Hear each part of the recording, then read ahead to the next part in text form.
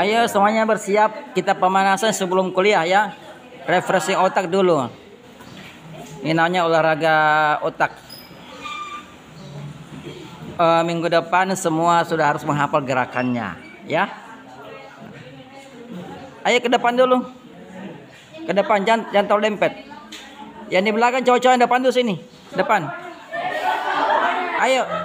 Cepat nih. Ayo cowok-cowoknya depan dulu.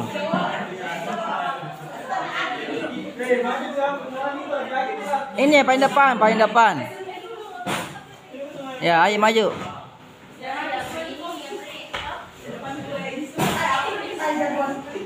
Ya, biar lihat ini.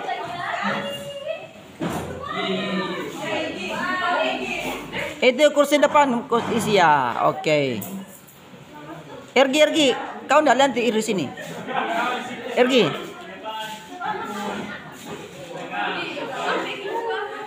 Ya.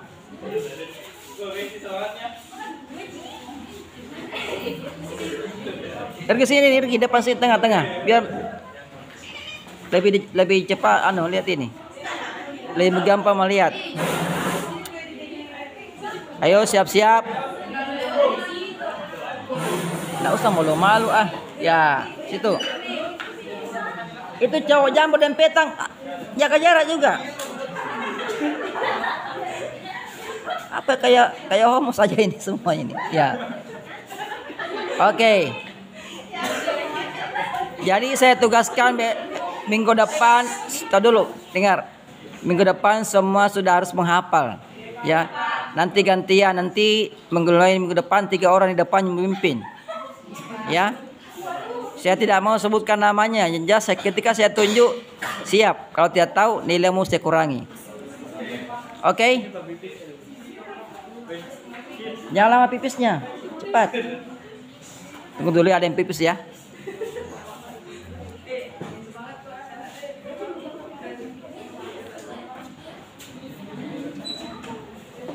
Hai silau.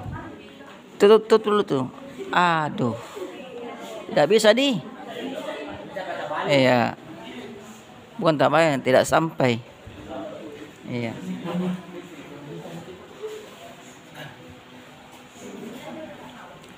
Oke, siap-siap.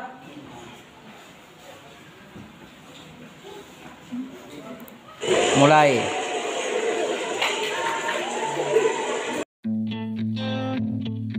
Ya, ikuti gerakannya.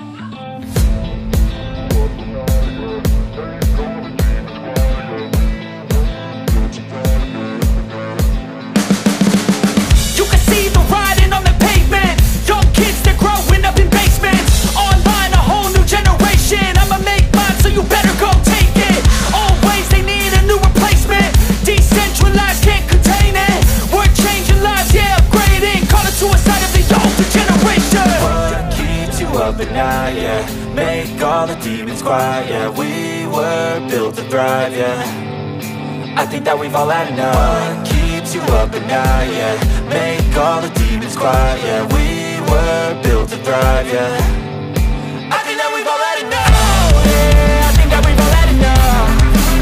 Sick of dealing with the old plan. They know that we're calling it wrong. You got me like, oh yeah, I think that we've all had enough. They know that we're calling it wrong. Hey, it's too late to try to go contain it. A generation fueled by creation. We live lives on a small screen nation. We control the airwaves, no negotiation. I refuse to think we need saving. Something good will come from creation. And when we think that the world is too anxious, we'll adapt, evolve, survive and save it. What keeps you up at night? Yeah, make all the demons quiet. Yeah, we were built to thrive. Yeah, I think that we've all had enough. What keeps you up at night? Yeah, make all the demons quiet. Yeah, we were built to thrive. Yeah, I think that we've all had enough. Yeah, I think that we've all had enough. Sick of dealing with the old plan. They know that we're calling it wrong.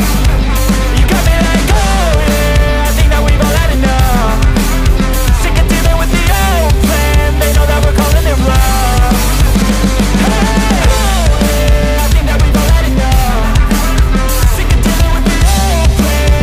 We're calling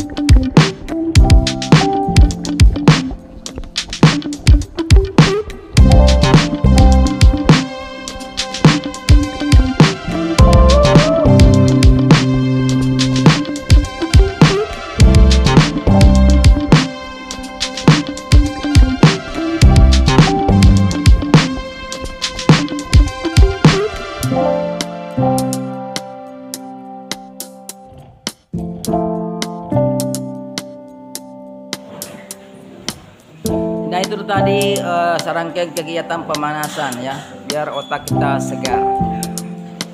Minggu depan saya minta dihafal ya, supaya lebih dilaksanakan.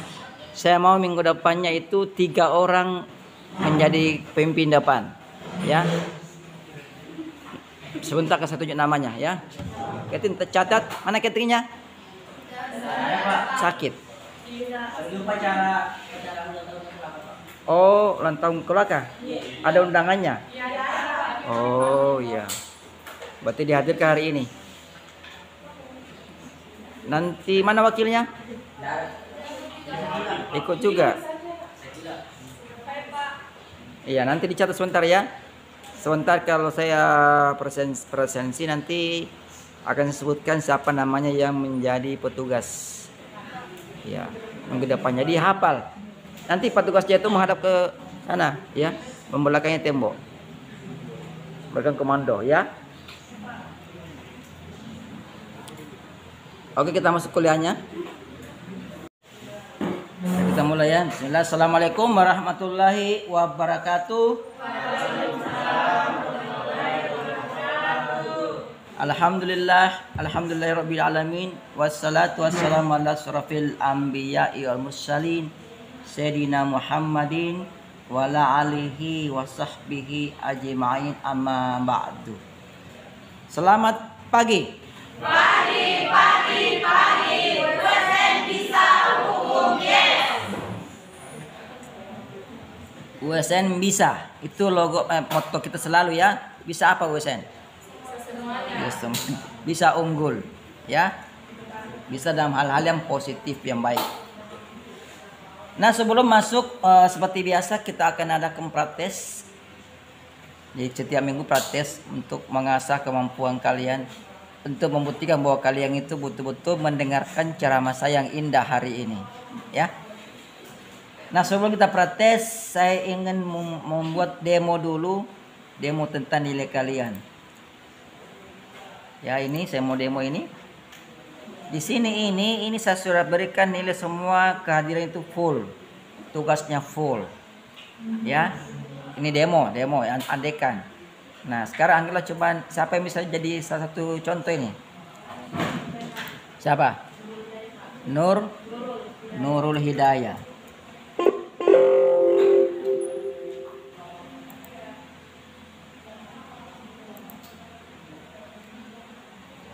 Nurul Hidayah, oh di sini.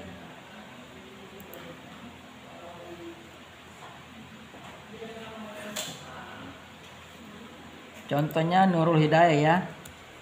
Bagus kan namamu Nurul Hidayah, Cahaya Hidayah. Mudah-mudahan nanti kamu dapat hidayah ya. Nah, contoh ini.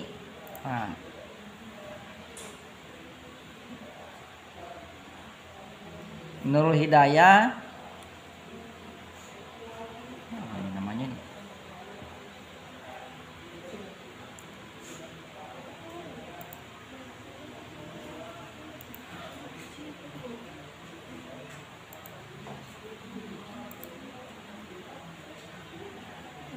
Untuk lihat ada kesalahan di sini. Nurul Hidayah.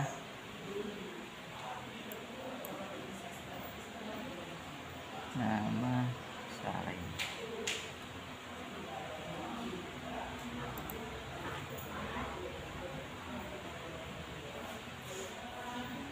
Ini sangat terhati.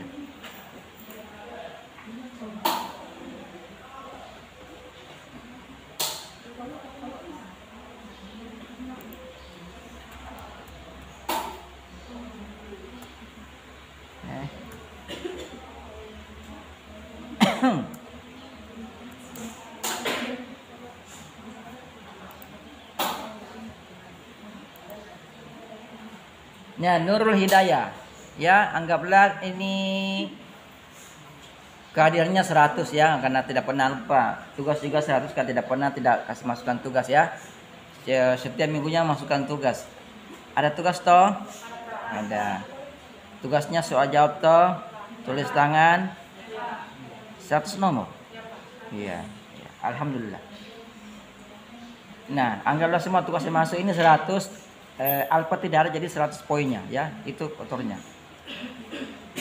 Kemudian mid, di saat mid itu Nurul Hidayah anggaplah dia belajarnya separuh-separuh, jadi dia juara poin 50. Jadi apa nih, mid tes kosan kok nggak bisa.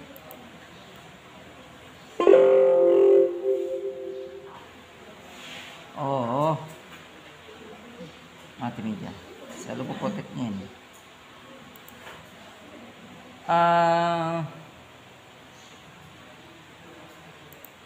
Ini saya yang kunci, tapi saya lupa sendiri kunci buah kuncinya. Aneh juga ini.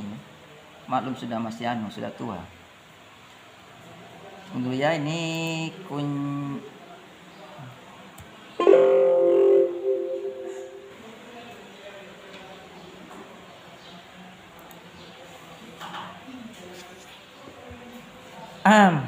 aneh lagi nih.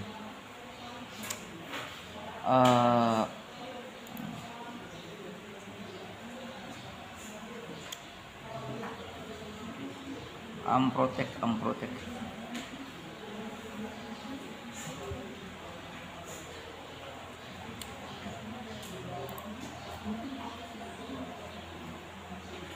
Tunggu ya, sabar ya. Saya lagi nyari ini cara membuka kuncinya ini.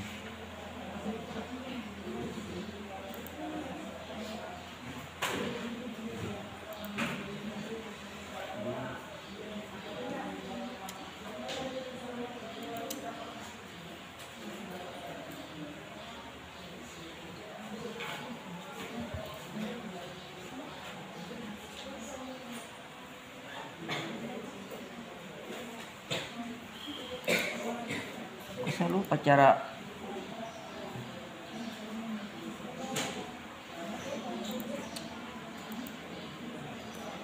jangan dulu. Ada yang tahu cara buka kunci Excel? Ada yang tahu nggak?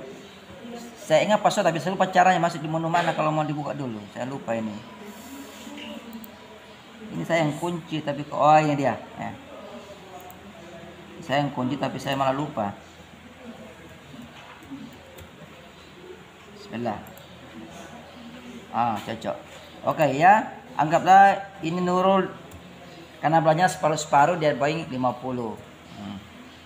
Kita coba lihat di lahirnya. Dia sudah nilai CD. Ya.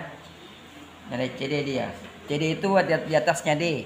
Bukan D ya, tapi di atasnya D, antara C dan D ya. Jadi kalau nilai-nilai terjepit ini. Kemudian di final testnya juga masih sama, tidak berubah ya. Pose 50 jadi 50 lagi. Mungkin karena sibuk pacaran ke apakahnya, itulah terjadi. Dia dapat poin 70. 70 C. Ya. 70 C. Nah, kemudian kita ilustrasikan lagi, anggaplah di finalnya di midnya itu dia masih 50, tapi di final dia sadar diri, maka finalnya dia gencot. Apa gencot itu? Dia gencot, dia artinya dia maksimalkan usahanya. Ya, dia dapat poin, mungkin tidak betul semua, tapi 80% betul ya, 80 nilainya. Dia dapat poin kotor 80. Coba kita lihat berapa nilai akhirnya. Baru nilai B. Ya. Jadi ini ilustrasi ya. Demo-demo ini mudah bisa mengilhami kalian. Jadi intinya, walaupun kalian masuk hadir ya, tugasnya masih terus, tapi kalau kalian jatuh di midterm final itu akan terjadi nilai error. Ya. Ini kalau midnya error, midnya 0, finalnya 0, tentu aslinya error, ya. Jadi kalian harus betul-betul ini ya. Saya minta kalian ini belajar sungguh-sungguh ya. Sudah dipaham ya? Ya, makanya saya kasih itu praktek setiap minggu biar bisa merefresh pikiran kalian.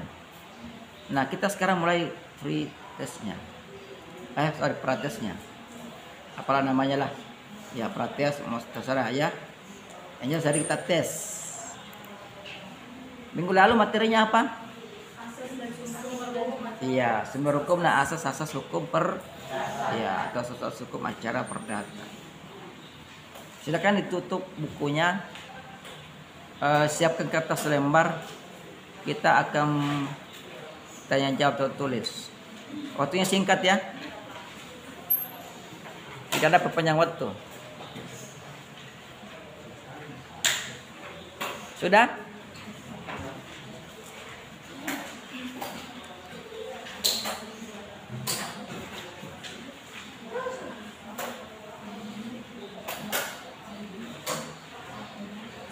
Mohon maaf, video yang minggu lalu tidak sempat saya upload karena terhapus videonya.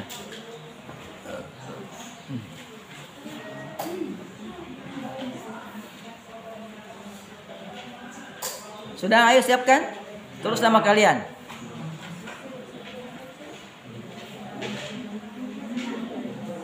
Tidak usah buka buku karena percuma kalau buka buku itu. Kalau tetap menjawab, kosongkan saja, ya, pasrah saja. Kalau kalian tidak bisa menjawab, tidak akan saya nilai, tidak apa-apa, tidak menjadi bobot, ya, tidak mengurangi nilai kalian nanti mid dan final. Tapi kalau kalian mampu jawab semua, sama, ya, mestinya sama. Jadi ini hanya menyegarkan otak kalian. Jadi saya minta kejujuran kalian. Nanti efeknya ke kalian juga itu, bukan ke saya, ke kalian efeknya. Kalau kalian belajar setiap minggu, insya Allah ketika meet itu langsung bisa menjawab. Dan meetnya itu terus terang saya tidak mau bilang-bilang ya. Langsung saya sampaikan meet hari ini. Ini kelas saya bagi 2 atau saya bagi 3. Jadi tidak ada kesempatan untuk nyontek. Jadi belajar kini. Oke, siap? Cocok nih ganteng belakang sudah siap? Saya hanya bilang yang ganteng ya, yang tidak menyangkut atau tidak ganteng. Siap semua tak? Yang ganteng di belakang sudah siap? Tidak semua ganteng ini, ada yang merasa tidak ganteng, jujur orangnya.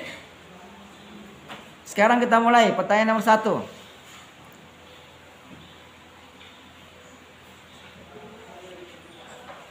Sebutkan 2 minimal asas hukum acara perdata.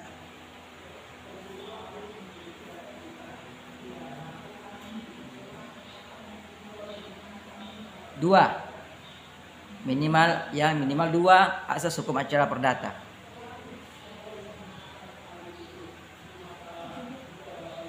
Ya, dikerjakan sekarang. Waktunya 1 menit. Saya hitung.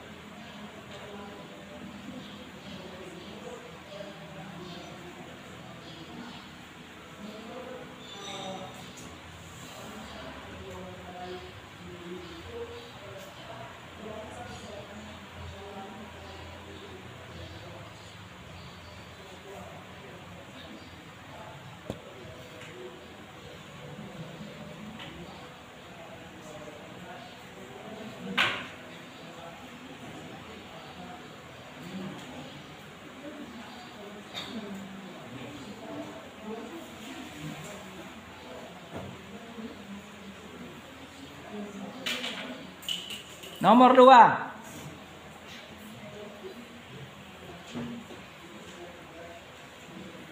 Jelaskan pengertian asas hukum.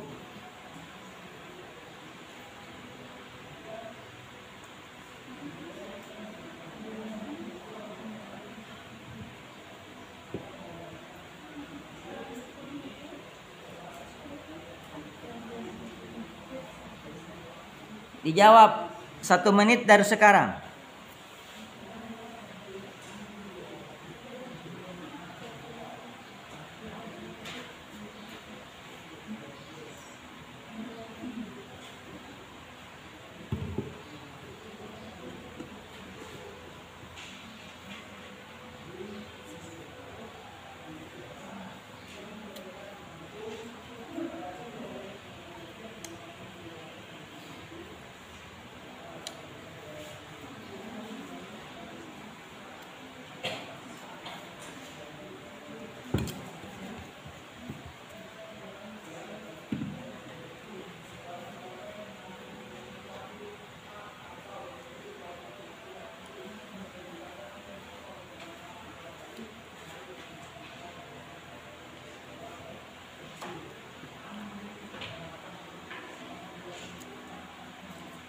Nomor 3.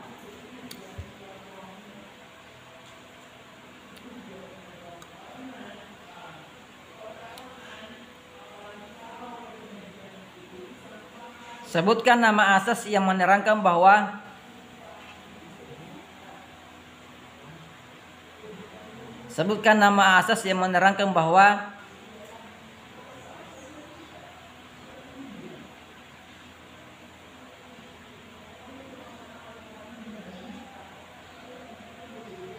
adanya gugatan tergantung dari penggugat. Adanya gugatan tergantung dari penggugat.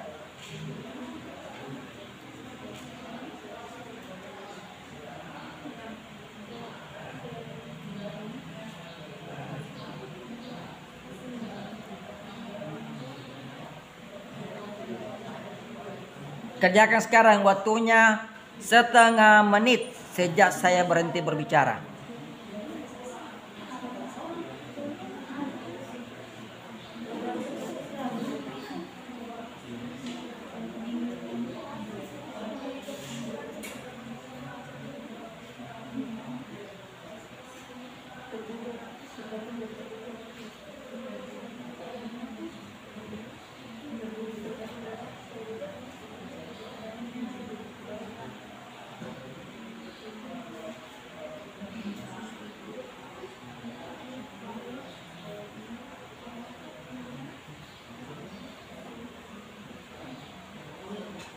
Selesai, kumpulkan. Ayo. Kumpulkan, sudah enggak usah lihat lagi. Untuk apa kau nyontek? Ayo.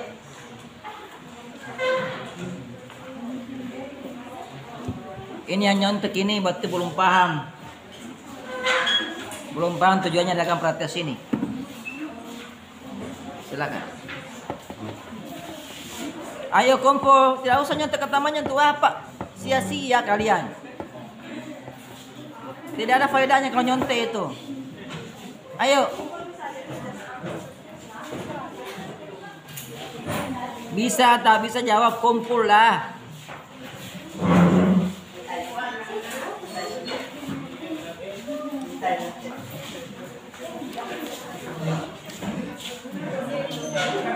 Ya, ayo kumpul. Ayo.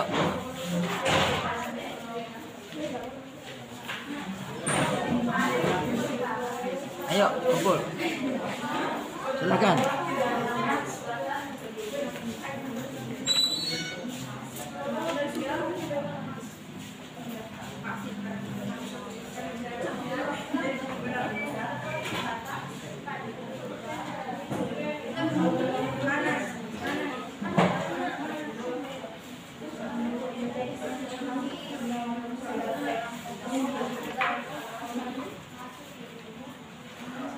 Oke, penyampaian lagi. Biasakan kalau ujian tertulis dengan saya, tulisannya dibuat huruf kapital dan memperbesar tulisannya. Ya, jangan siksa mata saya, kasihan. Saya kan sudah tua, masa mata saya disiksa. Ya, ini ada yang begitu tulisannya kecil sekali ini nih. Nih, kecil sekali tulisannya nih. Saya kecil, miring lagi. Diperbesar tulisannya.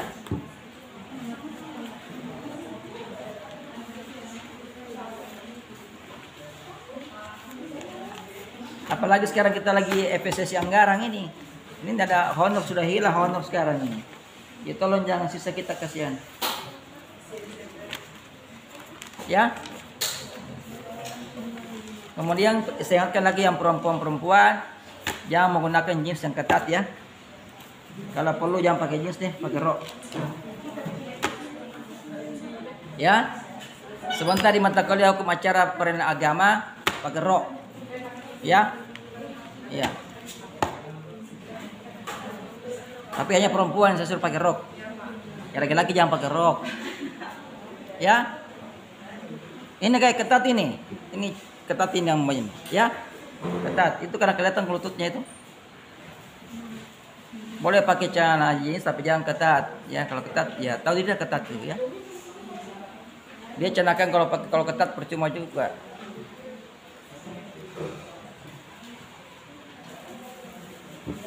Oke? Jadi sementara hukum acara perdana agama yang perempuan pakai rok supaya jangan lagi dinilai ini ketanda kita pakai rok. Kalau tidak punya rok bawa sarung. Ya. Bawa sarung. Karena saya tidak mau menilai oh ini ketat enggak ketanting menurut kalian ketat, saya tidak ketat atau sebaliknya. Jadi pakai rok saya ya. Biar minggu depan juga untuk acara perdata pakai rok yang perempuan ya.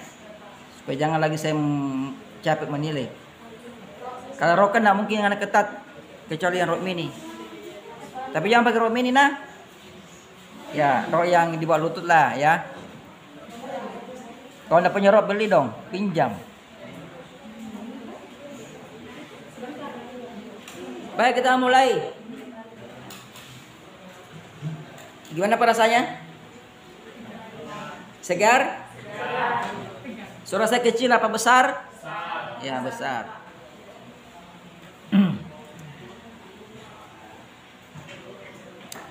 Jadi kita mulai itu di atas tertulis gugatan. Materi ini adalah gugatan.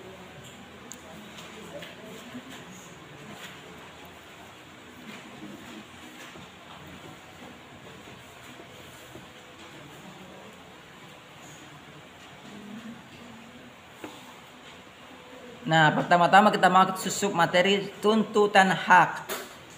Gugatan itu sebenarnya namanya adalah tuntutan hak. Itu padanan katanya. Kata orang bahasa padanan kata. Atau sinonimnya. Persamaan katanya. Jadi, ya, gugatan adalah namanya adalah tuntutan hak.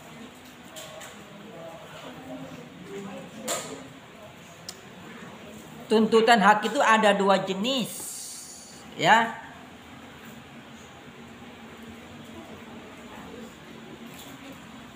Ada dua jenis. Ada yang dikatakan sebagai jurisdiksio voluntaria, ada jurisdiksio apa? Kontestan. Apa? Saya bertanya ini, malah kalian malah bertanya lagi. Belum pernah dengarkan? Oh, jadi voluntaria apa? Jurisdiksio voluntaria dan jurisdiksio contentiosa. Anda ke di atas? Iya, masa semua harus ada di atas sih? Kalau semua harus ada di atas itu di slide, ngapain saya ngajar? Mana sapi? Ada sapi?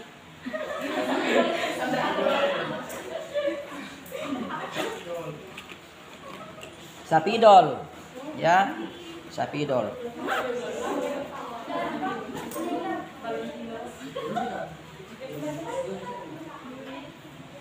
Jadi jurisdiksio,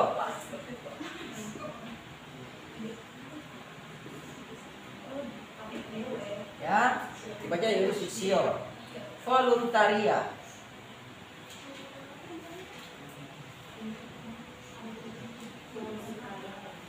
Kemudian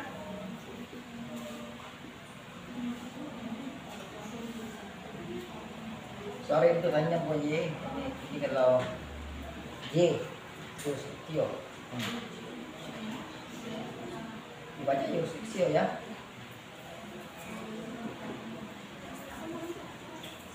Jurisdiksio contentiosa. Content. Bukan konten Facebook ya, bukan konten YouTube.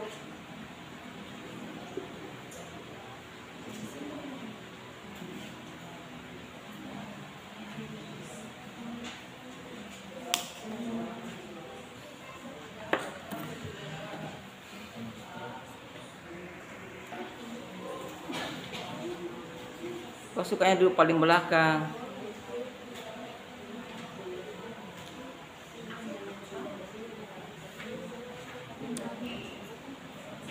Kalau kalian duduk paling belakang, nanti kalian tidak punya bukti bahwa kalian pernah kuliah di saya. Nanti kalau kalian sudah tua, tidak bisa buktikan pada anak cucunya. Ya toh, ini kan kenang-kenangan juga dari saya ini, dari kampus ini juga, ya. Jadi kalau kalian sudah alumni misalnya, sudah punya istri, sudah buncit perutnya, sudah punya banyak anak, kami bisa lihat yang tidak. Coba lihat. Ya nanti saat anak kalian kuliah kalian suruh duduk di depan, baru nanti saat kalian kuliah kalian duduk di paling belakang. Coba contoh saya duduk kuliah itu duduk di paling depan itu. Ya. Entah. Pasti anda bilang bohong, memang kelihatan. Itu ya. Memang itu di atas itu. Ada di atas ini. Kalau di slide ini dibilang ada 2 tuntutan hak. Yang pertama, tuntutan hak yang mengandung konflik. Jadi tuntutan hak yang mengandung konflik. Yang manakah itu? Yang mengandung konflik ada yang kedua. Jurisdiksio contentiosa. Itu adalah tuntutan hak yang mengandung konflik. Mengapa mengandung konflik? Di slide tidak lagi toh? Terangkan mengapa dikatakan dia mengandung konflik. Ini ada konflik. Pertanyaannya mengapa dikatakan ada konflik? Ya atau sama. Mengapa mengandung konflik sengketa? Karena jawabannya karena ayo dipikir karena simpel sekali. Karena para pihak itu berkelahi. Karena para pihak ya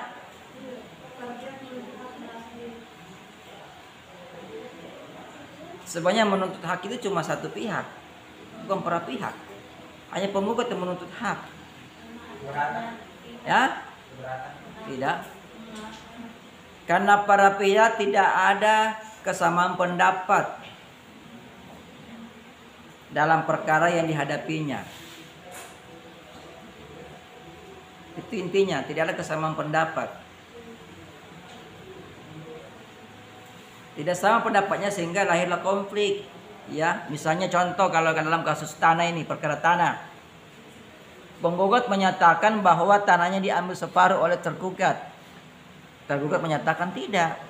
Tanah saya yang saya bangun di rumah itu tanah saya juga. Itu kan beda pendapat, tak? Karena saya ngotot-ngototan, ya, dan supaya tidak jadi pertumpahan darah seperti di film-film itu, maka dibawa ke pengadilan. Iya, adalah tuntutan hak atau gugatan.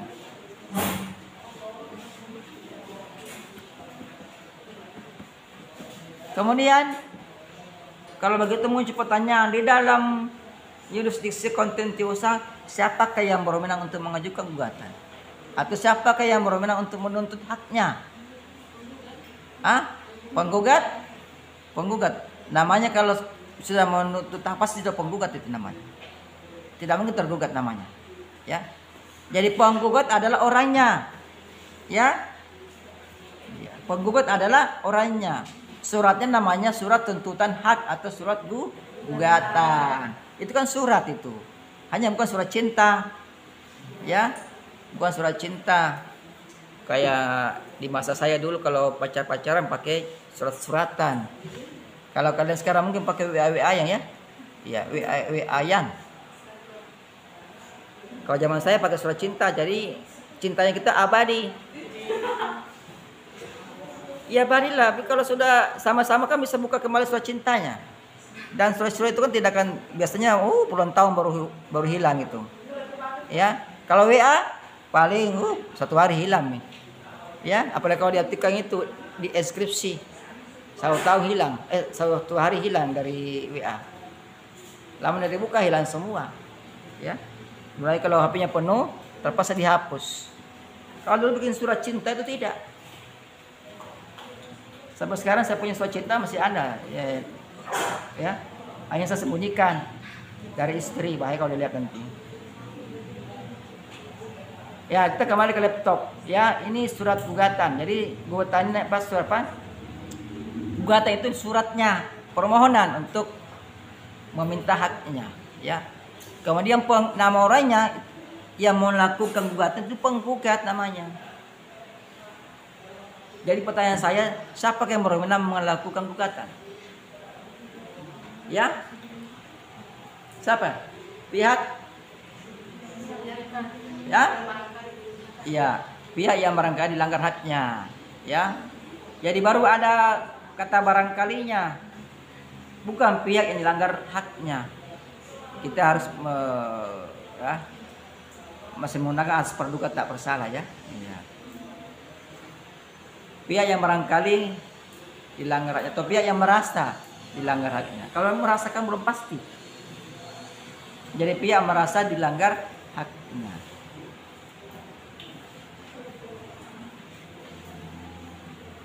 Jadi itu. Jadi siapa saja selama dia merasanya dilanggar, maka dia boleh mengajukan gugatan.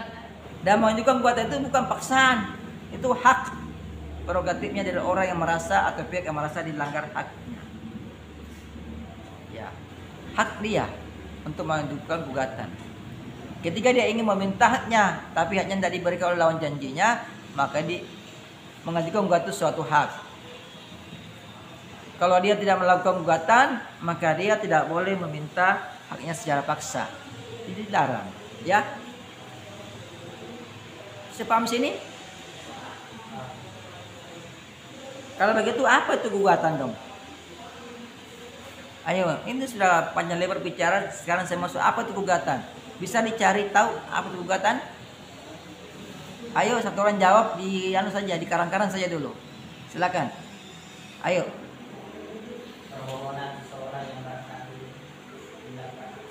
Iya, boleh. Permohonan dari seseorang yang barangkali dilanggar haknya, boleh, hanya melengkap. Iya. Apa lagi? Ya, silakan. Permintaan diajukan oleh pihak yang barangkali dilanggar haknya karena merasa dirugikan kepada pengadilan untuk mendapatkan penyelesaian sengketa. Iya, itu boleh, ya. Jadi ada unsur-unsurnya. Pertama, seseorang, ya, atau boleh pihak. Saya lebih cenderung menggunakan pihak. Kalau kata seseorang berarti badan hukum tidak masuk, ya. Pihak di situ, ya. Pihak itu bisa badan hukum, bisa orang, ya. Jadi pihak yang barangkali, kemudian unsur kedua itu ada yang kemungkinan dilanggar haknya, ya. Jadi pihak yang kemungkinan atau yang barangkali dilanggar haknya, Tuan, apa ya? Pihak yang barangkali langgar haknya, ya, itu pengertian pokok sebenarnya. Tapi kalau kita masuk tuntutan hak itu adalah surat tadi permohonan, ya. Surat permohonan yang diajukan oleh pihak yang barangkali dilanggar haknya ke pengadilan. Ya. Tidak usah sebut nama pengadilannya, cukup pengadilan saja. Ya, kecuali kalau saya katakan apa itu pengertian tuntutan hak tuntutan hak cerai misalnya bagi agama Islam, nah baru sebut tuntutan pengadilan agama, ya. Jadi tuntutan hak adalah atau gugatan adalah surat permohonan atau permintaan, boleh, ya, dari pihak yang barangkali dilanggar haknya atau yang merasa dilanggar haknya ke pengadilan untuk diselesaikan masalahnya, ya. Untuk diselesaikan masalahnya.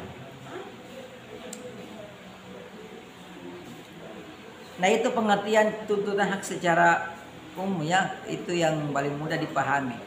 Jadi pertama adalah permohonan, ya, atau surat. Karena memang gugatan surat. Bunyinya surat pertama, kepada yang terhormat. Selalu harus begitu, ya. Kalau nyala begitu nanti tidak tahu apa ini, ya. Jadi itu pertama itu ya nomor dulu kalau bidang hukum atau perihal. Kemudian kepada yang terhormat. Kepada yang terhormat, ya, ketua atau kepala? Saya berikan contoh ini, ya. Ini ada saya punya sini contoh surat gugatan.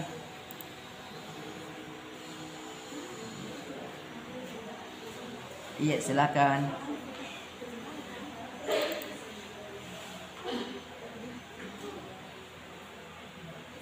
Ini saya punya contoh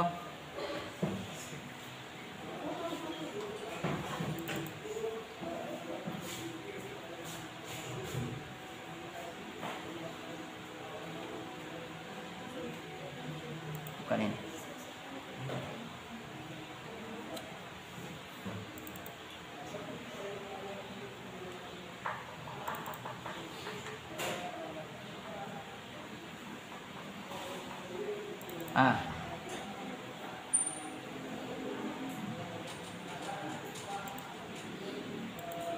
Ini contoh gugatan ya. Ini saya dengan Pak Beni ini.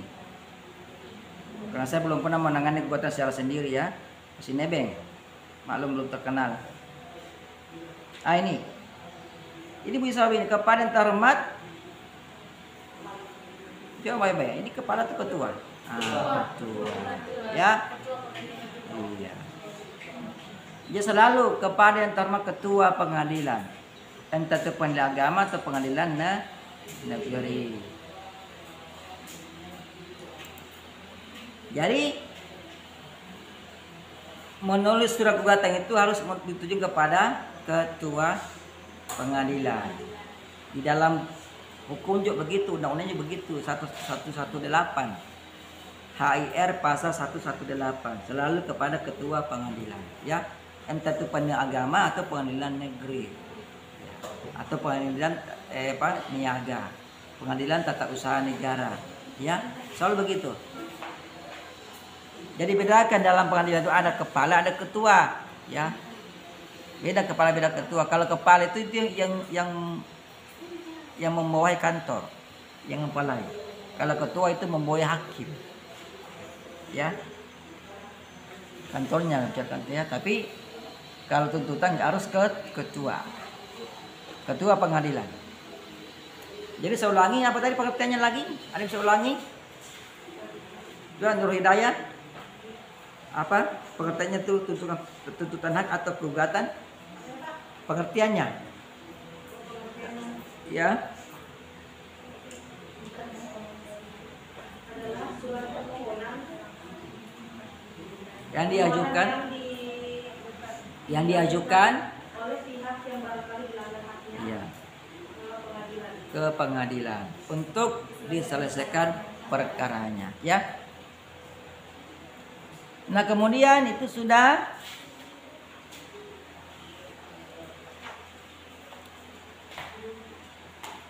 tuntutan hak ini itu tujuannya adalah, ini sudah saya terangkan di awal kuliah, untuk mencegah Eigenrechting. Ini dibaca Eigenrechting, tulisannya Eigenrechting. Ini ada kurang, harusnya Eigen, ya. Eigen ini yang betul ya. Tambahin di sini huruf N. Bukan Eigen, Eigen. Eigenrechting atau nama lainnya main hakim sendiri. Jadi main hakim sendiri, bukan main polisi-polisian, ya. Main hakim sendiri. Apa maknanya main hakim sendiri? Artinya dia memutuskan. Apa itu hakim tugasnya? Yang paling utama, memutuskan perkara, bersalah atau tidak bersalah, ya. Jadi kalau main hakim sendiri berarti dia jadi hakimnya, berarti dia sendiri yang memutus, ya, bahwa dirinya menang, lawannya kalah, maka dilarang Eigenrechting. Inilah tujuan juga yang menjadi tujuan dibuatnya hukum acara perdata. Menjadi tujuan pula diajukannya tuntutan hak atau gugatan. Nah, syarat mengajukan gugatan, ini syaratnya ini, ya. Mempunyai kepentingan yang cukup. Mempunyai kepentingan yang cukup. Ini bahasa lainnya aslinya point the interest, point the action.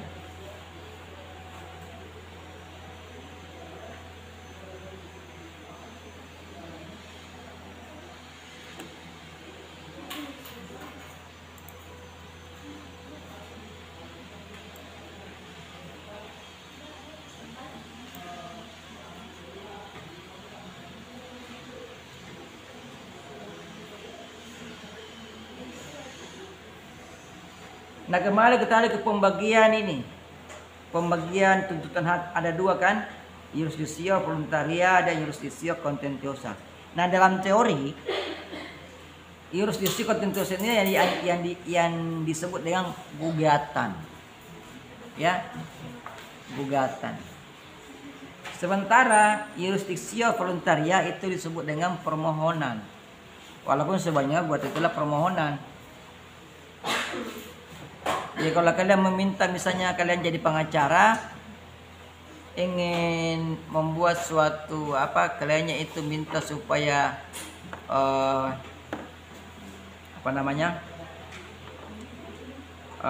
disahkan nikahnya, isbat nikah namanya, itu namanya permohonan, ya, bukan gugatan. Atau pengangkatan anak itu permohonan, ya. Atau dinyatakan sebagai ahli waris itu juga permohonan, ya. Walaupun dalam gugatan juga nanti ininya juga berbunyi memohon. Coba contohnya nih, saya kasih contoh lagi.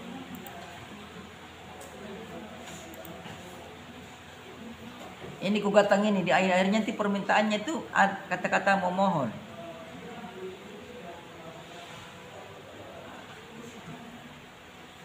Ini mohon keduanya disebut sebagai objek.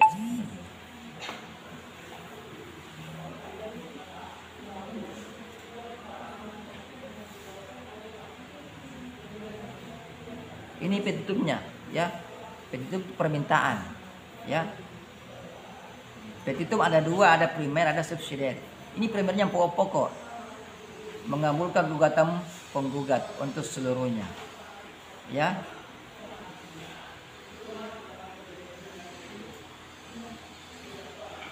Atau subsidiarnya ini, subsidiar.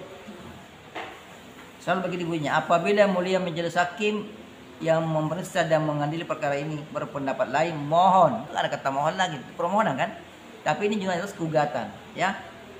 Ya memang gugatan itu adalah permohonan kepengertiannya. Tapi dalam teori kita, ya, kalau untuk jurisdiksi voluntaria artinya peradilan yang tidak, ini jurisdiksi peradilan, ya, peradilan yang tidak mengambil sengketa itu kita sebut dengan permohonan.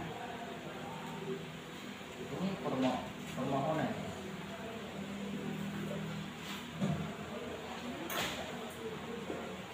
Misalnya permohonan pengangkatan anak, ya, permohonan pengasuhan anak, permohonan isbat, ya, isbat nikah, atau permohonan poligami, misalnya, ya, itu permohonan semua, karena tidak ada lawannya situ.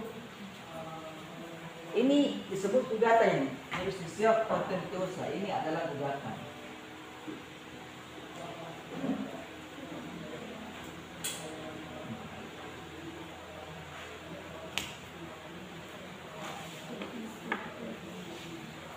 Gugatan.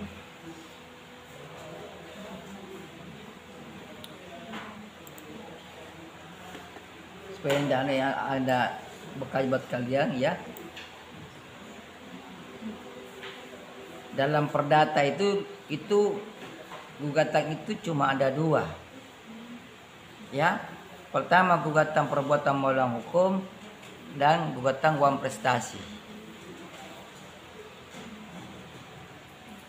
Ya, jadi jangan membuat gugatan lain, ya. Gugatan perbuatan melawan hukum atau PMH dan gugatan uang prestasi. Apa yang membedakan antara kedua gugatan itu? Ya.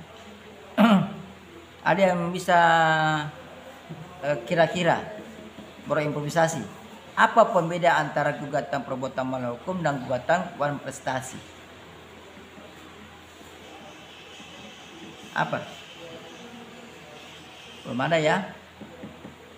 Jadi kita anggap gugatan wan prestasi kalau gugatan itu bersumber dari suatu perjanjian. Jadi ceritanya ada dua pihak, ya, melakukan perjanjian, kemudian salah satu pihak itu tidak menjalankan isi perjanjian, maka itu wan prestasi. Ya, kita buat gugatannya gugatan wan prestasi. Itu. Kalau lainnya yang tidak bersumber dari perjanjian, maka itu namanya perbuatan melawan hukum. Misalnya kalian beli tanah nih, ya, kalian beli tanah, ya, kemudian tanah itu tidak diserahkan, tanah itu kemudian dibangun oleh orang lain. memang perjanjian beli tanah, tapi kalian tidak berkonflik dengan si pemilik, si penjual. Tapi kalian berkonflik dengan orang lain, dia ketiga yang masuk bangun rumah ke tanah, di tanah itu namanya perbuatan melawan hukum. Ya. Jadi kalian dirugikan bukan karena perjanjian. Tadi karena perbuatan lain di luar perjanjian, ya. Itu namanya perbuatan melawan hukum. Ya ini hanya intermezzo saja ya supaya kalian bisa bedakan nanti. Ya kalau jadi pengacara jangan pukul rata semua perbuatan anu Pak, uang prestasi Pak. Atau anu Pak semua perbuatan melawan hukum, jangan ya.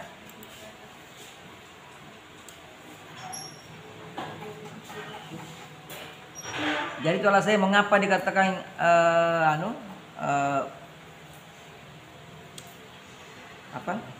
mengapa disebut dengan gugatan, karena ada pihak yang berkonflik ya di dalam peradilan itu.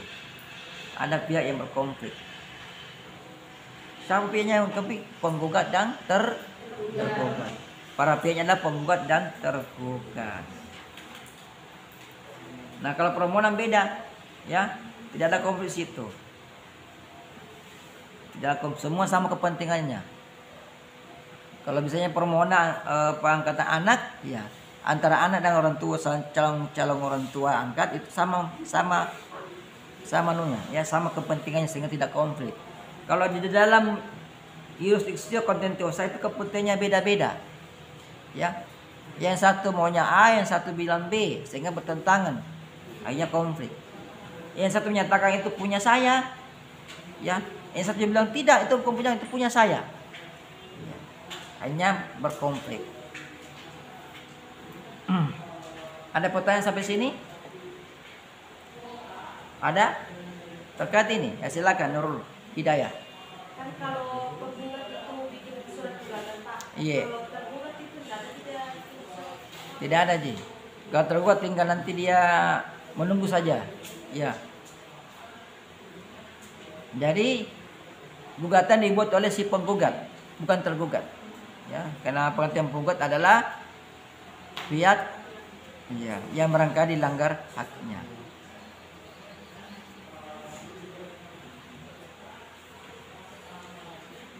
Ya, tergugat tidak usah buat gugatan, ya.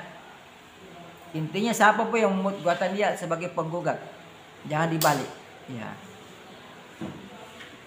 Penggugat adalah orang yang menggugat, ya. Tergugat adalah orang yang digugat. Apa yang disiapkan oleh penggugat, oleh tergugat, ya jawaban atau bantahan. Nanti kita akan masuk di poin itu nanti ya, bantah membantah. Penggugat juga begitu, menyampaikan juga bantahan tadi, ya. Jadi bantah membantah itu nanti. Bantah membantah itu nanti akan dibuktikan nanti di sidang ini, di peradilan ini. Ada yang bawa bukti, ada bawa saksi, ya. Ada bukti tertulis, ada saksi, ada yang bawa ahli bersaksi. Saksi ahli menurut saya. Karena ada juga itu saksi ahli, dia menjadi ahli bersaksi. Walaupun tidak bisa masuk walaupun pendapatnya salah, itu akan dibenarkan.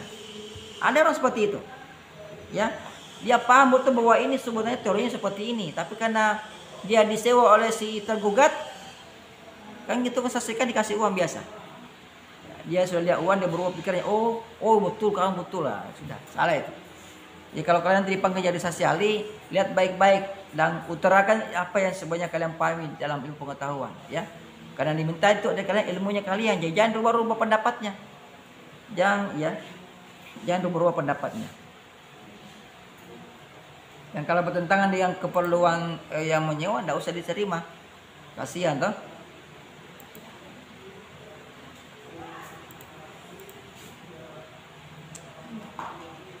Nah ini sudah masih tadi. Oh ini baru ada ini ya. Voluntaria ya. Voluntaris bisa juga ya. Jurisdiktio. Banyak sekali tulisannya. Setelah mau pilih yang mana ini. Ya. Jadi jurisdiktio voluntaria itu bisa juga disebut dengan peradilan semua. Ya. Peradilan yang palsu, yang tidak sesungguhnya. Dianggap tidak sesungguhnya karena tidak ada di situ pertikaian. Ya, Ya, tidak ada pertengkaran situ, ya. Tidak ada adu jotos, tidak ada. Tidak ada adu argumen, tidak ada. Semua kepentingan sama, searah. Makanya pihaknya cuma satu. Pihak ya pemohon, ya. Termohon itu bukan pihak, tapi satu yang pemohon dia. Misalnya permohonan pengangkatan anak, ya. Itu tidak ada yang berkonflik antara pemohon dan termohon, tidak berkonflik. Calon anak tadi tidak berkonflik dengan calon orang tuanya. Dia mau juga diangkat jadi anak, sementara calon orang tua angkat juga mau mengangkat anak yang sama itu. Jadi tidak konflik, ketemu, ya. Hanya perlu disahkan oleh pengadilan. Sama dengan kalau ada merubah nama sini, itu permohonan juga berubah nama, bisa. Setelah ada yang sakit-sakitan, ya pakai namanya ini sakit-sakitan, rubah nama deh, ya, ke pengadilan buat permohonan perubahan nama. Boleh itu, ya, itu hak perdata itu. Kalau mau berubah namanya sekali setahun boleh, silakan, jadi sekali setahun ke pengadilan rubah nama. Tapi bayar, ya, bayar. Kan masuk permohonan.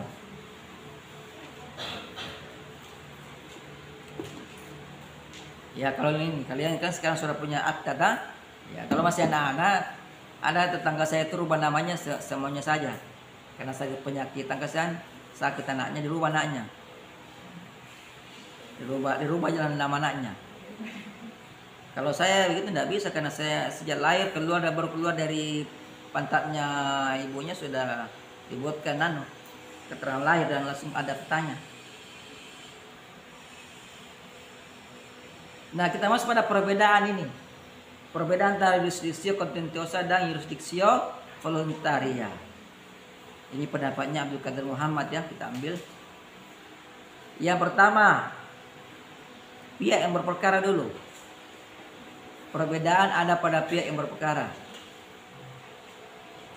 Pada jurisdiksio contentiosa ada dua pihak yang berperkara.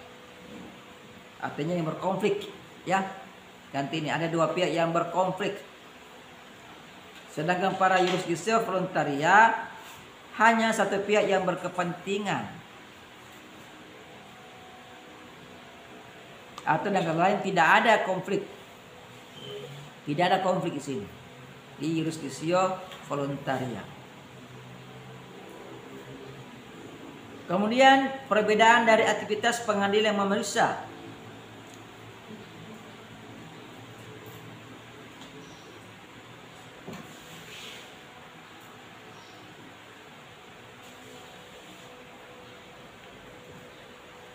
Pada jurisdiksio contentiosa, aktivitas pengadilan terbatas pada apa yang diminta oleh para pihak.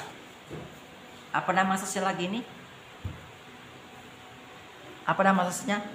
Pengadilan tidak boleh mengabulkan melebihi permintaan para pihak. Apa nama asasnya? Ayo. Asas hakim. Hakim bersifat pasif. Bagus ya. Dipahami. Sedangkan pada jurisdiksio voluntaria, aktivitas pengadilan dapat melebihi apa yang diminta atau dimohonkan oleh pihak. Karena tugas pengadilan di sini itu bersifat mengatur, bercorak administratif yang bersifat mengatur atau administrative regulation.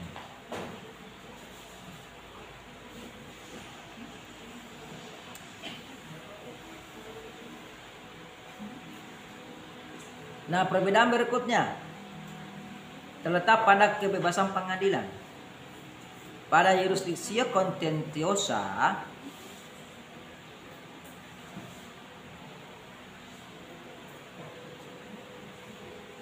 pengadilan hanya memperhatikan dan menerapkan apa yang telah ditentukan oleh undang-undang.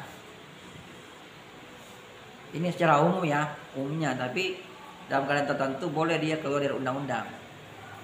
Dan tidak berada di bawah pengaruh atau tekanan pihak manapun. Ini mengarah kepada kebebasan hakim.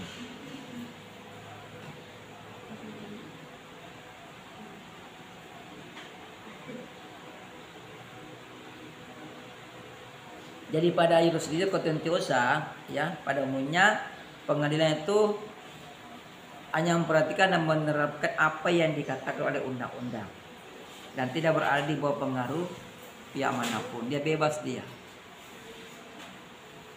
Tapi umumnya tidak keluar dari undang-undang. Ya, artinya dia hanya berpacu pada berpetualang pada hukum positif saja.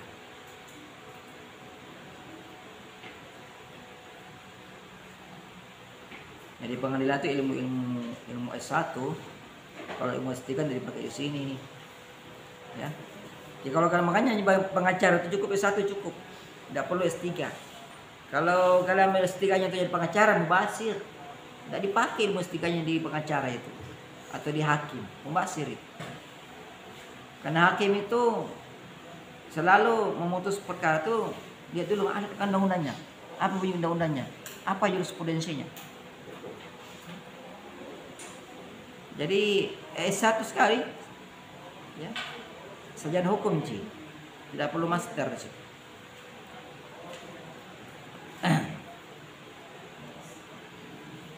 Sedangkan pada jurisdiksi voluntaria itu pengadilan memiliki kebebasan untuk menggunakan kebijaksanaannya yang dipandang perlu, ya, untuk mengatur suatu hal. Di sini hakim bebas, ya. Jadi kalau ada yang misalnya bermohon pengangkatan anak, itu hakim bebas menentukan apakah dia akan kabulkan permohonannya calon orang tua atau tidak, ya. Tetap juga, ya, yang dibilang akan langsung dikabulkan tidak, ada juga ditolak itu. Kalau yang meminta anangka itu ya mungkin dari segi ekonomi tidak mampu dan banyak hal bisa aja ditolak, ya, itu kebebasannya hakim di situ. Kemudian perbedaan berikutnya adalah terletak pada kekuatan mengikatnya putusan. Jadi kekuatan mengikatnya terletak pada perbedaan yang keempat adalah terletak pada kekuatan mengikatnya putusan hakim atau keputusan pengadilan.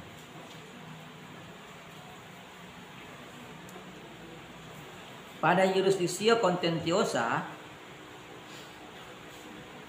putusan hakim hanya mempunyai kekuatan untuk mengikat pihak-pihak yang bersengketa.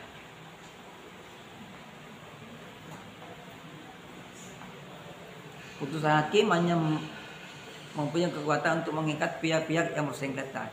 Contoh, kalau ada perkara uang prestasi, ya, ada gugatan uang prestasi, hakim memutus dan, ya, dengan amar putusannya menghukum tergugat untuk membayar bunga kepada penggugat. Maka putusan ini itu hanya mengikat para pihak saja, mengikat penggugat dan tergugat, ya.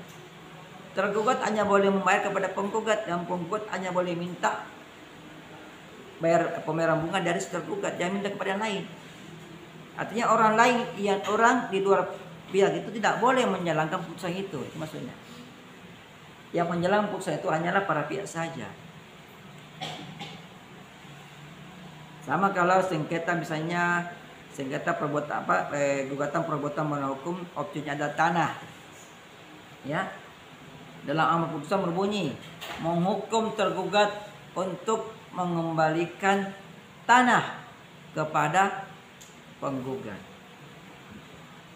Maka yang terikat di sini hanya tergugat saja, ya. Pihak lain tidak boleh, di luar pihak itu tidak boleh, ya, uang pihak lain, tapi pihak di luar di luar pihak itu tidak boleh terikat. Ya, tidak boleh saudaranya mengembalikan tanah, saudara tergugat tidak boleh. Mas tanahnya saudara tergugat dikasih ke penggugat tidak boleh, ya, harus tanahnya si tergugat, ya, yang menjadi objek itu tidak boleh tanah lain, tapi menjadi objek itu yang harus dikembalikan kepada si penggugat. Kalau itu bunyinya, itu maksudnya hanya mengikat para pihak yang bersengketa. Sedangkan pada jurisdiksi voluntaria, putusan pengadilan mempunyai kekuatan hukum yang mengikat semua orang. yang mengikat semua orang. Bukan cuma orang diikat, negara juga diikat sini. Misalnya ada permohonan pengangkatan anak atau adopsi anak. Kalau dikabulkan oleh pengadilan, maka siapa saja harus mengakui bahwa anak itu adalah anak angkat dari si ini. Ya, sesuai dengan putusan itu. Tidak boleh diangkat sebagai apa? Tidak boleh dinyatakan sebagai bukan anak angkat, ya. Sampai kalaupun masuk dalam juga masuk dalam gaji. Masuk pula. Ya. Itu. Bisa dipaham tak?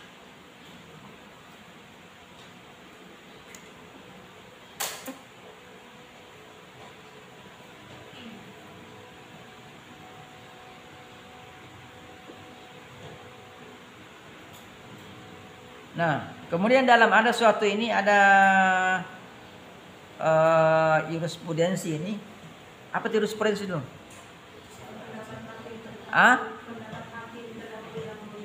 Bukan pendapat hakim. Kalau jurisprudensi bukan pendapat hakim, putusan itu. Itu putusan hakim terdahulu, ya. Jadi jurisprudensi adalah putusan hakim yang terdahulu. Jadi dalam jurisprudensi ini, ya, ini ada di sini pertimbangan unsur-unsur yang harus dipenuhi suatu perkara yang diajukan melalui permohonan. Jurisprudensi ini nomor 1193/PDTP/2012/PN Jakarta Selatan tanggal 16 Juli 2013, ya. Ini menyimpulkan bahwa dalam pertimbangannya ada unsur-unsur yang harus dipenuhi suatu perkara yang diajukan melalui permohonan. Yang pertama, masalah yang diajukan bersifat kepentingan sepihak semata. Jadi kalau mengajukan permohonan, ya, kepentingannya kepentingan sepihak. Yang tadi contohnya pengangkatan anak itu kepentingan sebenarnya kepentingannya si orang tua, ya, kepentingan si orang tua. Kemudian permasalahan yang dimohonkan ke penyelesaian kepada pengadilan negeri pada prinsipnya tanpa sengketa dengan pihak lain. Jadi jangan mengajukan permohonan kalau ada sengketanya, ya. Jadi kalau mengajukan sengketa tanah, kepemilikan tanah, jangan tulis permohonan, itu gugatan, ya. Kemudian tidak ada orang lain atau pihak ketiga yang ditarik sebagai lawan, ya.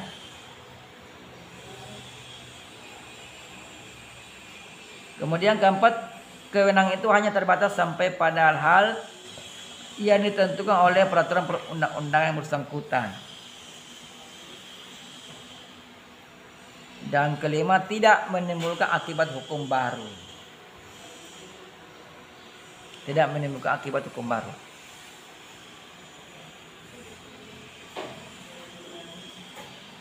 Nah, menurut Prof. Dikno, ini profesor ini, Sudikno Mertokusumo, ini guru besarnya UGM, yang alhamdulillah sempat dia mengajar saya. Beliau sekarang sudah meninggal, ya. Jadi menurut Profesor Sudikno Mertokusumo, perbuatan hakim dalam peradilan yang tidak sesungguhnya atau jurisdiksi voluntaria itu lebih merupakan perbuatan di bidang administratif, sehingga putusannya dianggap sebagai penetapan saja. Putusannya hanya dianggap sebagai penetapan saja. Jadi sebenarnya itu penetapan. Nah, dari pendapat ini maka lahirlah perbedaan antara putusan dan penetapan. Ini putusan itu mengikat secara umum, ya, itu bedanya putusan dan penetapan. Sementara penetapan itu hanya mengikat, ya, itu penetapan, tidak secara umum.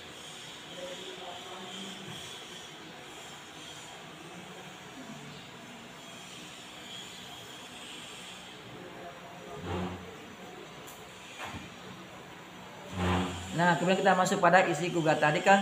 Tadi kan gugatan, ya. Sekarang kita masuk pada isi gugatan.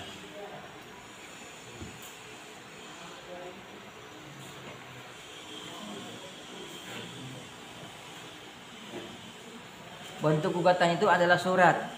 Ini sebenarnya surat apa? Gugatan itu adalah surat ya. Ini coba lihat mana tadi ini. Saya kasih contoh dulu. Nah, ini contoh gugatan ini. Kepada yang terhormat Ketua Pengadilan Negeri Kolaka di Kolaka. Ini kan surat tak? Iya. Ini yang manakah ini adalah surat kepada yang terhormatnya ada, ya. Ingat jangan sampai salah tulis YTC atau YTS, ya. Kalau YTC kepada yang tercinta, salah itu YTH ya, atau YTS kepada yang tersayang jangan. Walaupun nanti ketua pengadilan kalian ada suaminya kalian, jangan bilang kepada yang tercinta. Kalau nanti jadi pengacara, jangan begitu.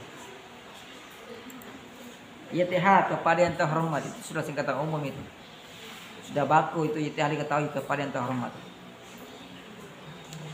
Nah, karena gugatan adalah surat, ya, sehingga harus memenuhi syarat-syarat, ya, sebagai surat juga dong, ya. Apa misalnya tempat dan tanggal gugatan dibuat, ditulis. Jadi syarat pertama gugatan adalah ada tempat dan tanggal gugatan itu dibuat. Buat di mana, ya? Contoh lagi nih, ini. Langsung kasih contoh. Gimana tulis tempat dan tanggalnya? Paling bawah. Ya. Coba lihat paling bawahnya. Ya. Coba lihat. Scroll ke bawah.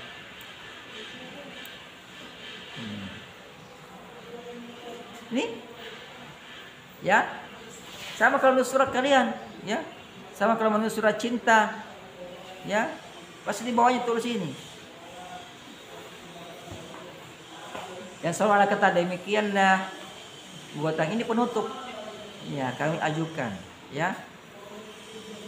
Sama kalau menulis surat dulu waktu kali SMA ya, ke gurunya, ya, demikianlah surat ini dibuat atas partainya diucapkan banyak terima kasih, Kolaka, ya, Kolaka. Jangan satu Kolaka ya, Kolaka bukan Kolaka, lain totinya. Yang berpuasa orang yang kalau bicara kolak lain-lain. Kemudian syarat berikutnya ditujukan kepada siapa atau kemana gugatan itu ditujukan. Apa kata-katanya kalau ditujukannya kepada siapa? Apa kata-katanya? Ya? Iya, kepada yang terhormat tadi ini. Sudah ini. Kepada yang terhormat. Mana di atas lagi? Dia paling atas ya. Jangan simpan paling bawah dia. Ya. Itu pembuka itu. Kepada yang terhormat. Kemana tujuannya? Ketua Pengadilan Negeri. Ya.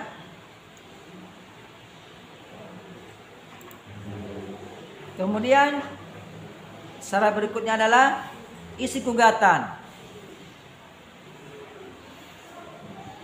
Isi gugatan harus ada. Yang mana isi gugatan? Nanti kita bahas sebentar ya. Habis itu ditutup dengan mencantumkan siapa yang membuat, mengirim.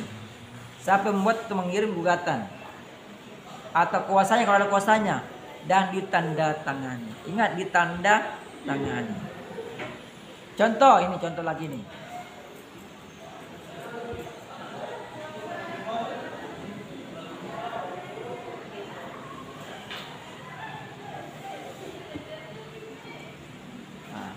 Ini isi ini sudah saya terangkan, ya.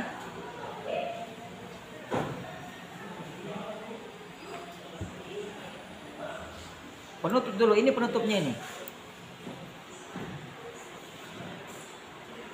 Ini penutupnya ini. Jadi penutupnya itu adalah kenapa itu? Kenapa disuruh keluar orang? Dikasih kode-kode. Oh. Jam yang mata kalau lagi kuliah ya.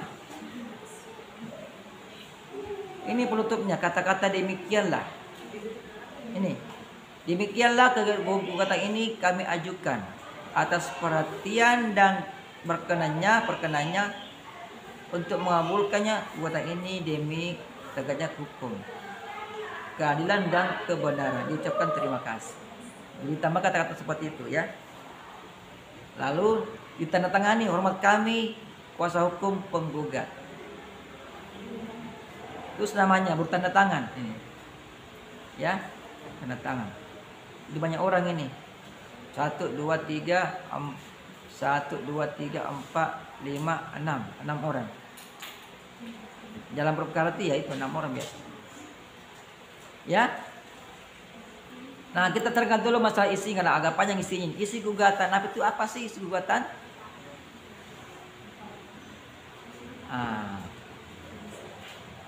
Kita kembali kepada isi gugatan tadi. Ini ada katanya ini syarat-syarat isi gugatan, ya.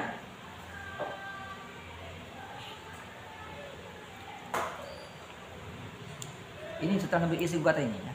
Isi gugatan.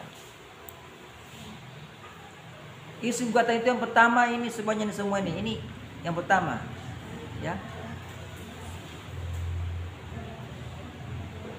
Jadi ini yang di atas ini, tapi ya ini ada syarat-syarat surat, karena kita yakin bahwa gugatan itu adalah surat, maka dia harus memenuhi persyaratan surat. Ini persyaratan suratnya ini dari sini nih, ya.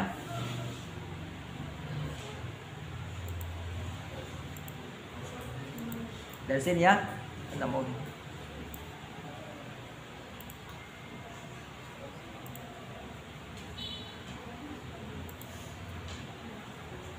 Nah, dari sini nih, ya.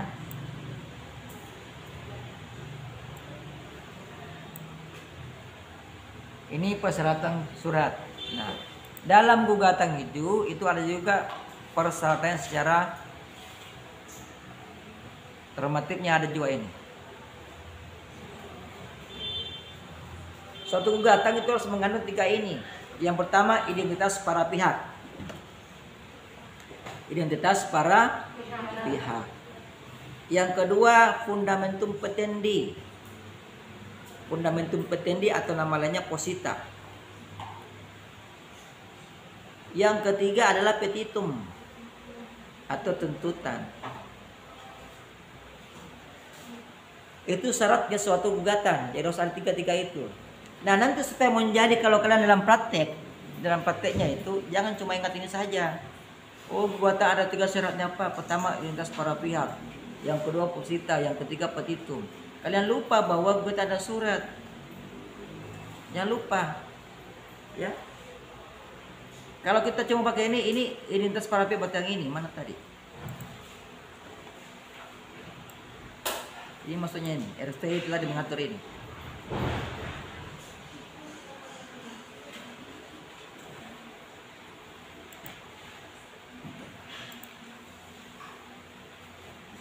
Inilah identitas para pihak ini yang bertanda tangan di bawah ini, bla bla bla bla, ya. Jadi kalau pakai advokat, para advokat yang berkantor pada bla bla bla bla bla, ya. Disebut kayak ini identitas para pihak ini, nama, ya. Inilah identitas para nama, artinya identitas penggugatnya. Nama bla bla bla bla bla bla bla, ya. Di bawah tertulis paling sebagai atau izinkanlah disebut sebagai atau mohon disebut sebagai penggugat. Silakan di dalam kata-katanya. Atau selanjutnya disebut sebagai penggugat. Dengan ini menggugat atau dengan ini menyatakan menggugat atau mengajukan gugatan. Silakan pilih kata-katanya. Dengan ini mengajukan gugatan perbuatan melawan hukum terhadap 1 bla bla bla bla bla. Ini ada berapa tergugat, ini ada 2 bla bla bla. Jadi sebutkan dalam identitasnya, ya. Gitu. Ini contoh ya, contoh. Selanjutnya disebut sebagai pihak tergugat. Ada juga ini pihak turut tergugat, karena selalu dalam perbuatan melawan hukum kalau tanah jangan lupa masukkan BPN.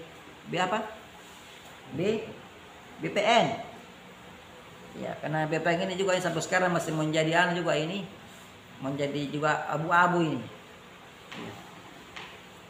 Jadi kalau ada sengketa tanah selalu masukkan ini BPN sebagai turut tergugat, bukan tergugat, nah?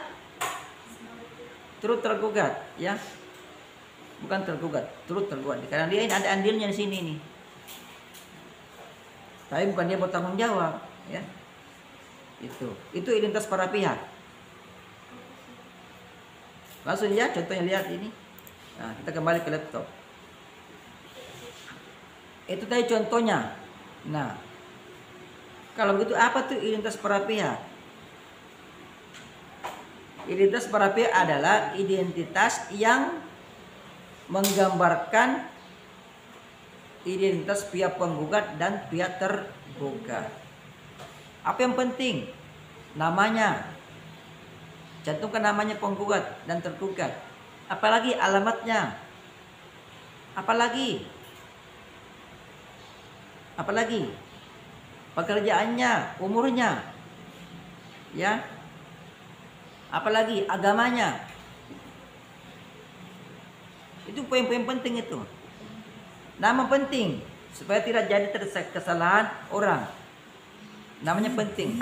Kalau ada nama lainnya tulis alias atau di rumahnya ada nama lainnya, ya kasih alias supaya nanti gampang tiba suratnya.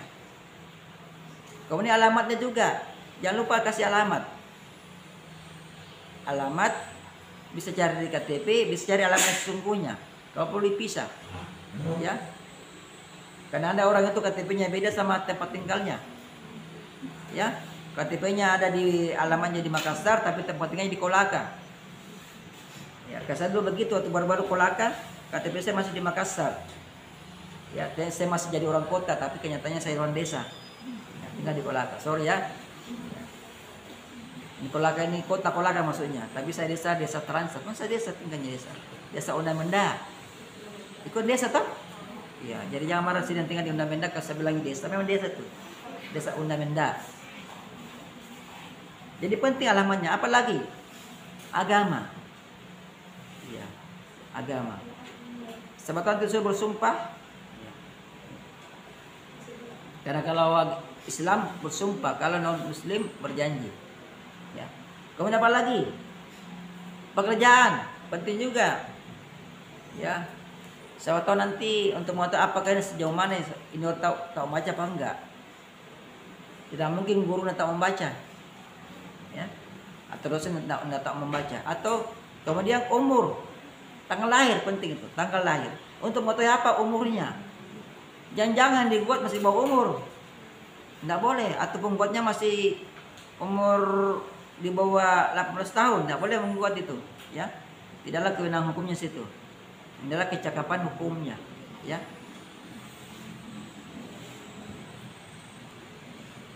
Jadi itu penting identitas para pihak, ya.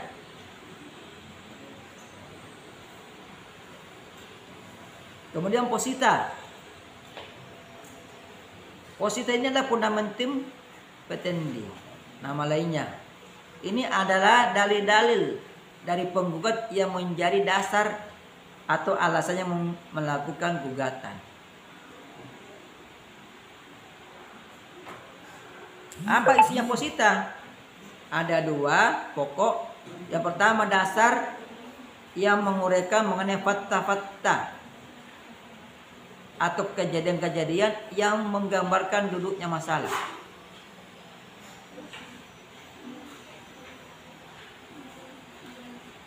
Itu yang pertama. Jadi dalam mengurai posita itu uraikan dulu fakta-faktanya atau kejadian-kejadian yang menjadi dasar diajukan gugatan. Nanti sudah kita baca, ya. Ada gugatan saya bawa sini, nanti kita baca sama-sama. Kemudian yang kedua, dasar atau alasan yang menguraikan mengenai hukumnya, yaitu mengenai hubungan hukum antara penggugat dengan tergugat. Bukan mesti kita harus masukkan pasal-pasal, enggak, tapi ada juga hubungan hukumnya.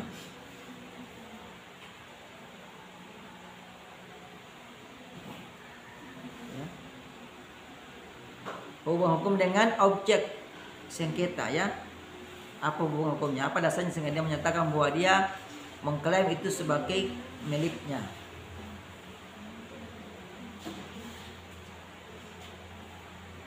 Nah, kita coba contoh ini. Contoh.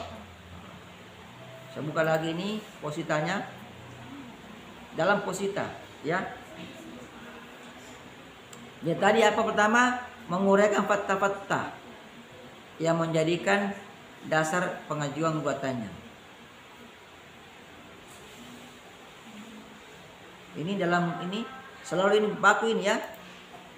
Dalam posita kita sebutkan dulu bahwa pengadilan tempat kita mengajukan gugatan itu sudah berkompeten, sudah berwenang, ya, memeriksa perkara.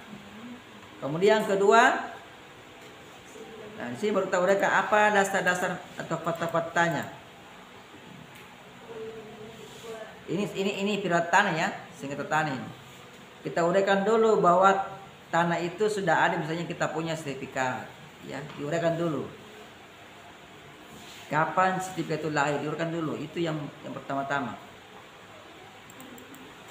Ya. Lalu kita terangkan sini batas-batas tanahnya. Ini fakta-fakta ya yang menjadikan dasar kita melakukan gugatan.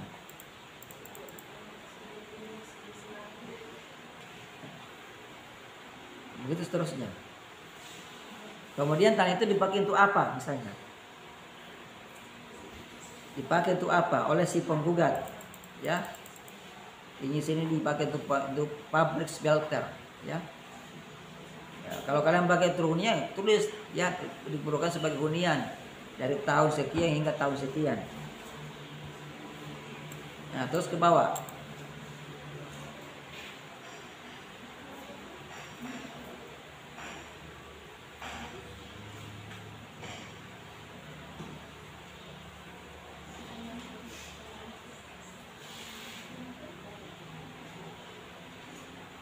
Nah, inilah positanya nih.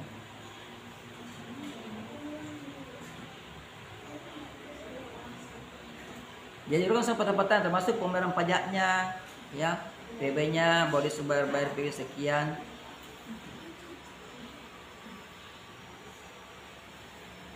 Ada kata-kata seperti ini, mohon keduanya disebut sebagai objek sengketa. Ya. Ini tidak ada dalam teori, prakteknya semua ini.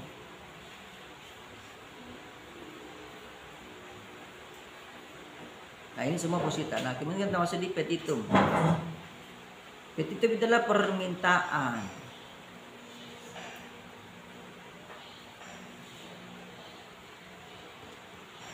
Mana petitumnya? Ini banyak sekali positanya ini, panjang lebar ini. 20 poin. Kemudian petitum.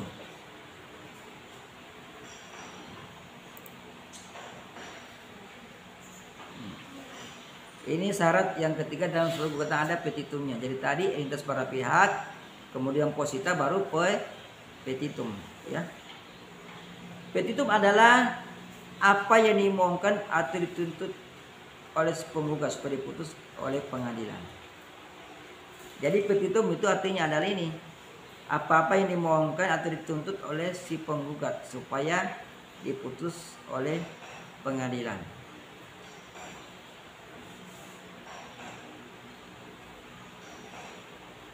Siapa yang membuat petitum?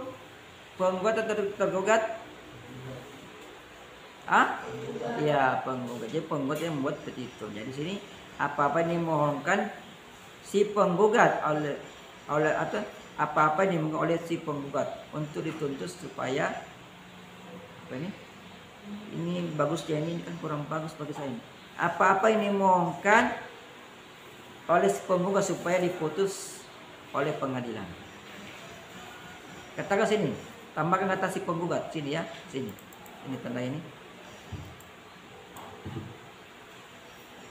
Apa-apa yang dimohonkan atau diminta atau dituntut oleh si penggugat supaya diputus oleh pengadilan. Jadi petitum itu adalah tugasnya si penggugat. Tidak mungkin tergugat yang minta petitum. Walaupun dalam persidangan itu tergugat juga memohon, meminta juga. Tapi dimohon dalam jawaban, ya. Petitum itu ada dua, ada primer, ada subsidiar. Ya. Primer itu tuntutan pokok, kalau tuntutan subsidiar atau tuntutan pengganti atau alternatif. Contoh lagi, nih, bukan lagi ini tuntutannya nih, tuntutannya, ya. Jadi petitum di sini dalam gugatan dibagi dua, ya. Dalam petitum bawahnya dikasih A atau ke-1 terserah primer, ya. Ini primernya nih. Tuntutan yang pokok ini mengabulkan gugatan penggugat. Diurut ya.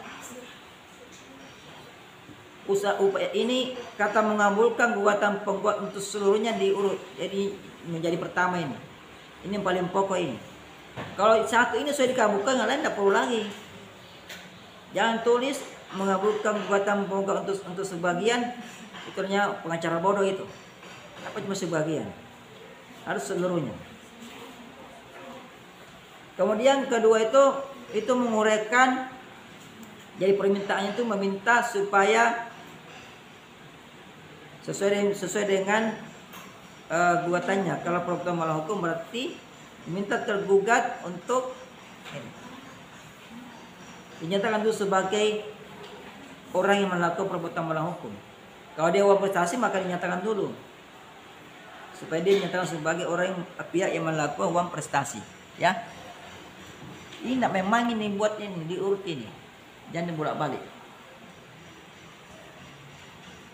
Kemudian itu menyatakan bahwa bukti yang diajukan ke pengadilan itu sah. Jadi ini permintaan dari penggugat supaya hakim melakukan ini, ya. Kemudian, ya ini silakan dibaca ya.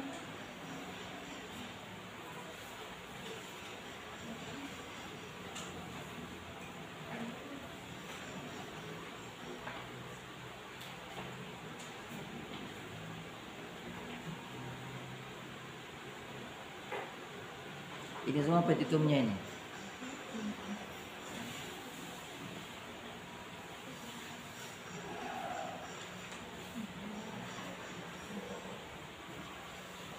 Kemudian ini petitum kedua subsidiar atau pengganti.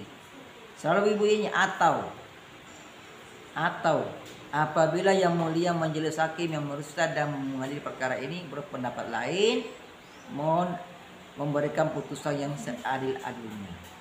Selalu dalam putusan adil ini bahasanya ini, bahasa Latinnya ini, es aequo et bono, ya, es aequo et bono, atau yang benar-benar mencerminkan rasa keadilan dan kebenaran. Itulah petitum, ya. Jadi sudah lihat sekilas, silakan. Nanti kalau lulus kalian sini mau jadi pengacara, ini sudah bisa nih, sudah ada gambaran tahu. Oh, ini yang dimaksud ini.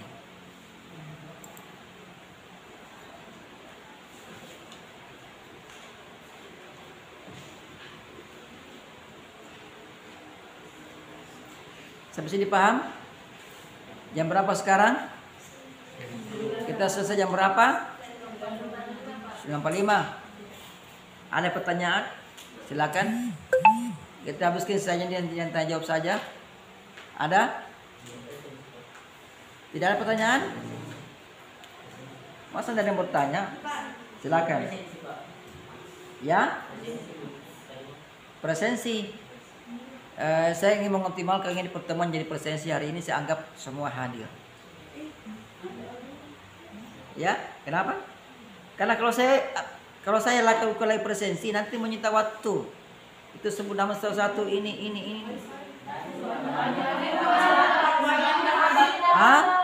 Jadi bagaimana? Kalau saya lakukan presensi lama sekali baru pindah jaringan ini. Oh begitu, bolehlah. Ya silakan buat. Silakan dibuat. Nanti saya isi sebentar ya. Kalau jaringan bagus ya. Kalau tidak bagus ya terpaksa saya tidak kerja, nanti saya terpaksa kasih klik hadir semua. Daripada saya kasih masuk semua, alfa semua yang mana pilih mana? Karena ada konsekuensi kita menggunakan ini aplikasi, kita butuh internet. Dan saya hanya bisa mengisi hari ini. Biasanya kalau internet lagi error, Kayak sekarang ini internet saya ini keluar masuk ini. Internetnya kadang ada, kadang tidak ada. Itu saya butuh gerak cepat. Jadi terpaksa saya klik hadir semua atau alfa semua. Mau pilih mana, hadir semua atau alfa semua? Nah, jadi kalau saya sudah coba itu isi satu-satu, kan begini ceritanya. Biar kalian paham. Misalnya Nurul Hidayah, saya sudah klik hadir, oke. Dibawa lagi baca hadir. Mulai masuk hadir. Kemudian lagi bisi alfa. Tiba-tiba jarang keluar. Berarti saya yang dulu yang tadi saya sudah klik hadir itu hilang juga. Saya tunggu lagi sampai masuk. Saya tunggu lagi masuk. Kalau saya tunggu sudah lewat sore hari itu tertutup dengan sendirinya. Akhirnya alfa semua. Saya rugi, Anda juga rugi karena saya dianggap tidak mengajar. Supaya menyelamatkan dua-duanya, maka terpaksa saya harus cepat-cepat hadir semua. Jadi saya berburu dengan jaringan. Ya. Saya berburu dengan jaringan. Ya.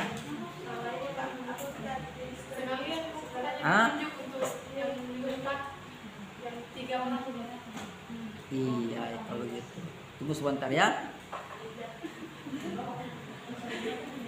Coba sih kita tes dulu paling kalau begitu ya. Saya tes dulu, saya masuk di sini di ini.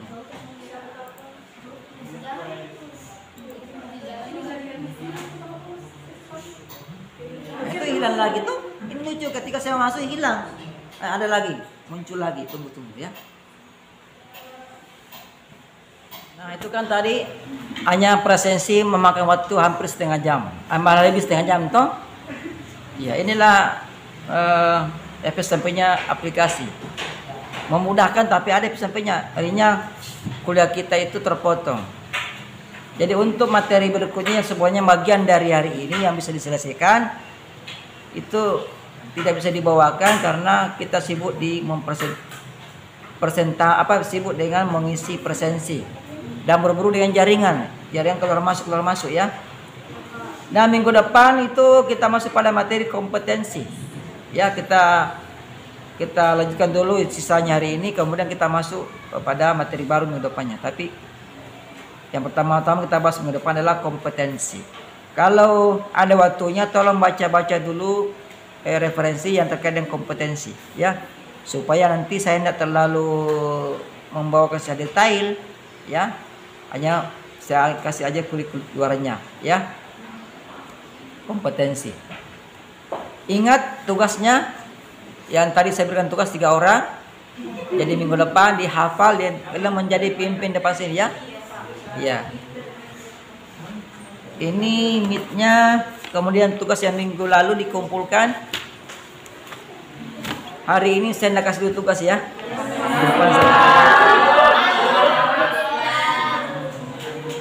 Tapi minggu depan masih ada praktesnya. Praktes masih ada, jadi dipelajari ya. Mudah-mudahan hari ini tidak ada halangan. Ini saya mau upload ke YouTube. Nanti kalian bisa lihat ulang di YouTube-nya. Silakan kumpulkan tugasnya dulu baru kita selesaikan. Ayo kumpul. Absen manualnya jangan dikumpul. Ya. Absen manualnya jangan dikumpul. Tidak perlu kan tadi susah. Bisa sini.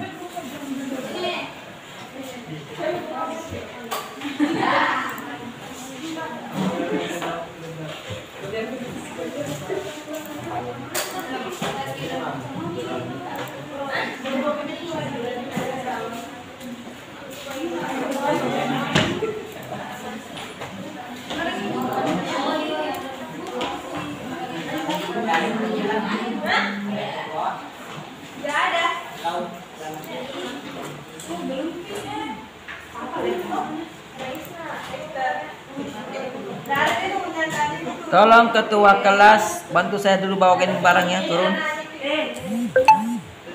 Ada pertanyaan sebelum tutup? Tidak ada? Semuanya mau pulang? Tinggal sebentar kita kuliah jam 1.30 pas ya. Pas 1.30. Silakan makan dulu supaya jangan ngantuk.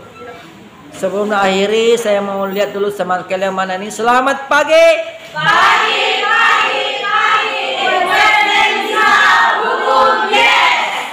Wassalamualaikum warahmatullahi wabarakatuh.